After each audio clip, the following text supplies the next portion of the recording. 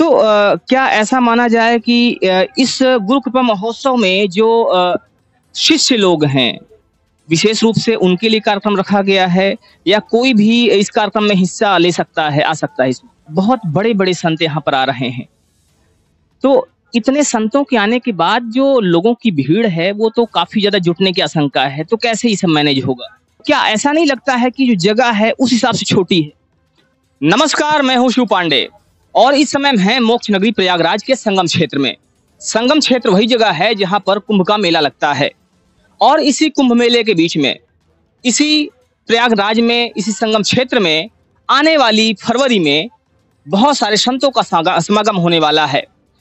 इस समय जिस जगह पर हम हैं, ये कहलाती है वेद वैदिक समाज सेवी ट्रस्ट और ये वही ट्रस्ट है, ये वही जगह है जहाँ पर आने वाले दिनों में बहुत सारे संतों का आगमन होने वाला है और उन्हीं संतों में एक बड़ा नाम है आचार्य धीरेन्द्र कृष्ण शास्त्री का।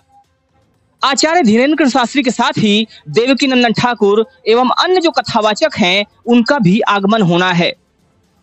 अब देखना ये है कि जो कार्यक्रम है ये किस तरह से होने वाला है, इसके विषय हम बात करने वाले हैं। हमारे साथ में स्वामी गोपालानंद जी महाराज हैं, इनसे हम बात करेंगे, उनसे जानने की कोशिश करेंगे कि आखिर जो कार्यक्रम है इसकी क्या रूपरेखा है। गुरु जी प्रणाम। जय श्री राधे, जय श्री। गुरु जी आने वाले समय में अगर देखा जाए तो 2 फरवरी से कार्यक्रम की शुरुआत होनी, 3 फरवरी से, तो आने वाले 3 फरवरी से कार्यक्रम की शुरुआत होने वाली है और जिसमें कई सारे बड़े कथावाचक आने वाले हैं। तो अगर कार्यक्रम की बात की जाए तो कार्यक्रम की रूपरेखा क्या है?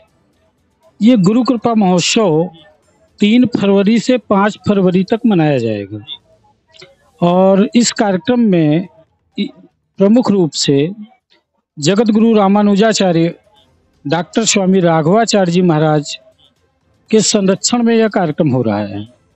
इसमें बागेश्वर धाम के श्री धीरेन्द्र शास्त्री जी, देवकीनंदन ठाकुर जी, ददरउआ सरकार भिंड से जीयर स्वामी जी, इंदिरा रमणाचार्य जी महाराज पूज्य ये जगन्नाथपुरी से और वृंदावन से प्रख्यात युवा कथावाचक इंद्रेश जी उपाध्याय एवं विद्यावाचस्पति डॉक्टर वासुदेवाचार्य जी महाराज, श्रीमद ज्योतिष पीठाधीश्वर जगत गुरु शंकराचार्य स्वामी वासुदेवानंद सरस्वती जी पूज्य महाराज श्री, ऐसे तमाम संतों का आगमन हो रहा है, जिसमें 3 फरवरी को दीक्षा समारोह एवं कार्यक्रम का शुभारंभ होगा गुरु कृपा महोत्सव का।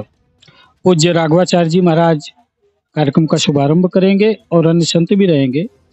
4 फरवरी को रामलला उत्सव के उपलक्ष्य में प्रवचन और आशीर्वचन और भजन संध्या इत्यादि का कार्यक्रम होगा। 5 फरवरी को संत समागम होगा, जिसमें देश के कई प्रमुख संत पधार रहे हैं आशीर्वाद देने के लिए। अब यह प्रयाग का ये क्षेत्र संगम नगरी धर्म क्षेत्र है, यहाँ पर तमाम लोग आकर के आशीर्वाद देंगे, आशीर्वचन करेंगे। तो कार्यक्रम की यह तैयारी और द्वितीय सत्र में, सेकंड मीटिंग में, सायंकालीन सत्र में 3 तारीख से ही श्रीमद् भागवत कथा वेद प्रकाशाचार्य जी के मुख से आप श्रीमद् भागवत कथा का श्रवण भी करेंगे। तो वेद प्रकाशाचार्य जी महाराज के श्रीमुख से भागवत कथा का प्रवचन भी होगा और लोग उसका श्रवण करेंगे। गुरुदेव, जैसे कि अभी आपने बताया कि ये जो महोत्सव है श्री गुरु कृपा महोत्सव के नाम से जाना जा रहा है, तो क्या ऐसा माना जाए कि इस गुरु कृपा महोत्सव में जो शिष्य लोग हैं, विशेष रूप से उनके लिए कार्यक्रम रखा गया है या कोई भी इस कार्यक्रम में हिस्सा ले सकता है, आ सकता है इसमें? शिष्यों के लिए नहीं, तो कार्यक्रम संतों का आशीर्वचन तो कोई भी ले सकता है और चूंकि 1 मास पर्यंत, माघ मास पर्यंत तमाम लोग धर्म चर्चा के लिए ही आते हैं, धर्म पान के लिए आते हैं, तो कोई भी आ सकता है। तो कोई भी आ सकता है और ये जो कार्यक्रम है ये लोगों के लिए एक कहा जाए संत सम्मेलन है, जन कल्याण के लिए कार्यक्रम है और इसलिए कोई भी संतों का आशीर्वाद ले सकता है। गुरुदेव, जैसे कि आपने भी बताया कि बहुत बड़े-बड़े संत यहाँ पर आ रहे हैं, तो इतने संतों के आने के बाद जो लोगों की भीड़ है वो तो काफी ज्यादा जुटने की आशंका है, तो कैसे ये सब मैनेज होगा? यह व्यवस्था प्रशासन के द्वारा की जाएगी और प्रशासन के साथ मिल बैठ करके इस पर चर्चा कर लेंगे। अब यह काम करना तो प्रशासन का कार्य है। ये काम प्रशासन का है, भीड़ कैसे मैनेज होगी ये प्रशासन का विषय है, प्रशासन की जिम्मेदारी है। लेकिन जैसा कि देखा जाता है, जहाँ पर भी धीरेन्द्र कुंज शास्त्री जी जाते हैं, वहाँ पर लाखों लोगों की भीड़ इकट्ठा हो जाती है और कई बार तो ऐसा देखा गया कि 10-10 लाख लोग एक बार में आ गए वहाँ पर। तो अगर उस हिसाब से देखा जाए तो ये जो जगह है जहाँ पर कार्यक्रम होना है, धीरेन्द्र कुंज शास्त्री जी के साथ-साथ और बहुत से बड़े-बड़े संत हैं, बड़े-बड़े कथावाचक हैं। तो उनके आने के बाद तो ऐसी आशंका लगाई जा सकती है, ऐसा अनुमान लगाया जा सकता है कि भीड़ जो है कंट्रोल से बाहर हो जाएगी। तो क्या ऐसा नहीं लगता है कि जो जगह है उस हिसाब से छोटी है? देखिए, जगह के विषय में और भीड़ के विषय में यह मेला प्रशासन के पुलिस के अधिकारियों के साथ मिल बैठ करके उसका कोई विकल्प तलाश करके उसके एक रास्ते निकाल लिए जाएंगे और उस हिसाब से कोई ऐसा व्यवस्था करके कि जिससे कुछ व्यवधान भी ना हो, सुचारू ढंग से कार्यक्रम हो जाए। और रही बात जगह की, तो मेला प्रशासन को हमने पूर्व में ही सूचित कर दिया था और लगभग दिसंबर मास में ही सूचित कर दिया था और मेलाधिकारी को भी कई बार सूचित किया है। अब माघ मेला में उन्होंने व्यवस्था नहीं किया जगह की।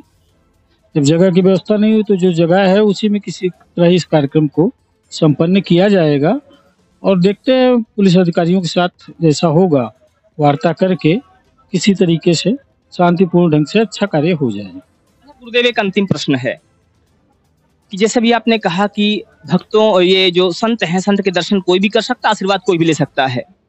लेकिन जो बड़े-बड़े संत हैं, अगर लोगों के लिए दरवाजे खुले रखे गए तो भीड़ इतना हो जाएगी कि उसको कंट्रोल कर पाना शायद प्रशासन के बस की भी बात नहीं होगी। तो क्या उसके लिए कोई वैकल्पिक व्यवस्था है क्या? हाँ, वैकल्पिक व्यवस्था कुछ रखी जाएगी, ठीक है।